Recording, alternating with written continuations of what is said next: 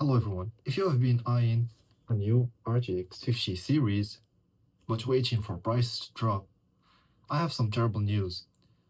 That price drop isn't coming. In fact, we're about to see the opposite. Breaking reports from the supply chain confirm that Nvidia is slashing production of the RTX 50 series by a massive 30% to 40% in the first half of 2026.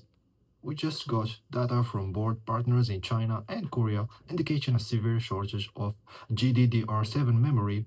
Because of this, Nvidia is being forced to throttle production of their new Blackwell gaming cards. So as you see in this image, this is the Blackwell chip or a high-end GeForce card. The report states that the supply of the RTX 50 series will be cut by nearly half in the first part of 2026. This isn't just about the flagship 5090s, this affects the entire lineup that uses the new memory standard. Specifically, the new sweet sports cards like RTX 5070 and the upcoming Ti variants are expected to be hit the hardest.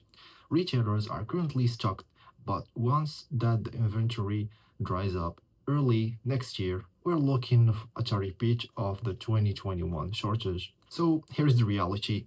We're in a short window of normal availability. If you are sitting on an older card and thinking about grabbing an RTX 5070 or 5080 or anything in the 50 series, do it now. Don't wait for 2026. If these reports are accurate, waiting means you'll either be fighting scalpers or paying hundreds of dollars over MSRP in just a few months. Don't say I didn't warn you again. Check the links below for current pricing and let me know in the comments, are you buying now or risking the shortage?